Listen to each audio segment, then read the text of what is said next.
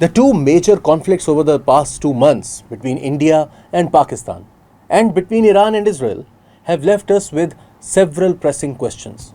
Is the United States' status as the world's sole superpower truly under threat? Closely linked to this is the perceived supremacy of US and Western weaponry, in contrast with Chinese arms and those developed indigenously by Pakistan and Iran.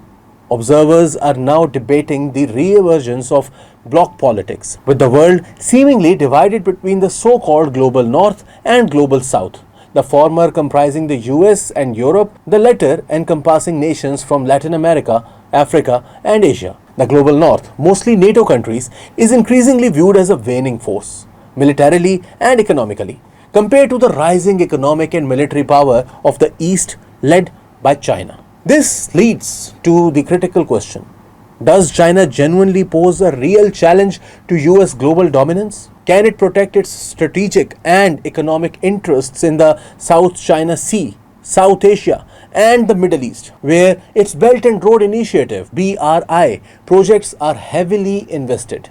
Is China ready to confront the United States militarily, having already engaged in a protracted trade war? And perhaps more importantly, is it prepared to bear the burden of a regional hegemon, protecting the nations under its umbrella, as the US has done for its NATO allies in Europe and elsewhere? Many analysts viewed the recent conflicts as proving grounds for Chinese weaponry, notably during Pakistan's deployment of Chinese-made J-10C fighter jets and PL-15 missiles against India's French-made Rafales and Russian Su-30s during the aerial clashes on the night of 6th and 7th of May. This was widely interpreted as a symbolic victory for Chinese arms over those of the West. Iran's subsequent use of domestically developed hypersonic missiles also surprised observers, given their speed and precision. Despite lacking a modern air force, Iran inflicted significant damage on Israel, one of the world's most technologically advanced air powers. While these developments drew considerable scrutiny, less attention was paid to the escalating tensions in the South China Sea and Eastern Central Europe. Following the ceasefire between Iran and Israel and President Trump's recent statement supporting a possible 60 days truce in Gaza, Western media has shifted its focus to another brewing flashpoint: the prospect of Chinese military action against Taiwan. A wave of YouTube videos now circulate outlining hypothetical war scenarios involving the United States, Japan, and Australia against China. Notably absent is India, possibly sidelined by the West following its recent military setback in the 4-day conflict with Pakistan, and no longer viewed as a credible regional counterweight. Unsurprisingly, in all Western-drawn scenarios, the US emerges victorious. At worst, these projections end in nuclear stalemate, a global Armageddon. Meanwhile, Chinese officials have repeatedly stated that they are prepared to use any means necessary, including military force, to reclaim Taiwan. Now, turn your gaze to another critical theater: the Baltic. Kaliningrad Oblast, a Russian exclave on the Baltic Sea bordered by Poland and Lithuania, was once the German city of Königsberg. It was annexed by the Soviet Union after the Second World War. Today, Kaliningrad is a heavily fortified zone housing the Russian Baltic Fleet, advanced air defenses and missile systems, making it a key strategic outpost. Its proximity to the Suwalki Gap, a narrow land corridor between Poland and Lithuania, enables Russia to potentially sever NATO's land link to the Baltic states. Amid the Ukraine war, Kaliningrad remains vital for projecting Russian power in Europe.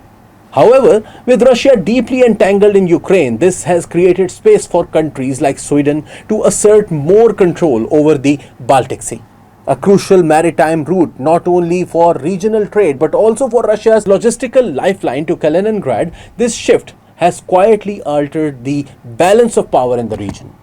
Amid these changes, reports have emerged, often dismissed by critics as Western propaganda, of Russia using Kaliningrad's electronic warfare system to jam GPS and radar signals used by commercial flights over the Baltic region.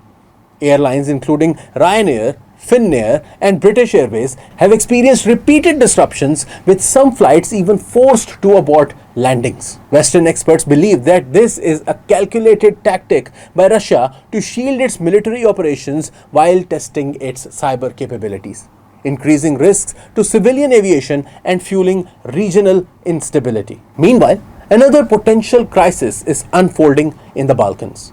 Tensions between Serbia and Bosnia-Herzegovina have recently intensified due to growing ethnic divisions within Bosnia and Herzegovina, particularly in the Serb-majority region of Republika Srpska. Its leader, Milorad Dodik, has renewed calls for greater autonomy and hinted at secession supported by Serbia and Russia. This has raised alarm among Bosniak and Croat communities, as well as Western observers who see it as a direct threat to the fragile peace established by the 1995 Dayton Accords. The situation is further inflamed by nationalist rhetoric, lingering grievances from the Bosnian War, and Russia's expanding influence in the Balkans. The picture I have attempted to outline suggests a world brimming with tensions on the verge of eruption.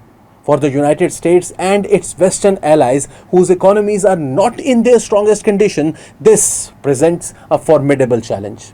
For China, the greater challenge lies in stepping beyond its comfort zone of economic growth to safeguard its expanding global interests, a difficult task without regional stability and secure trade routes, which may ultimately require it to take up arms in the literal sense.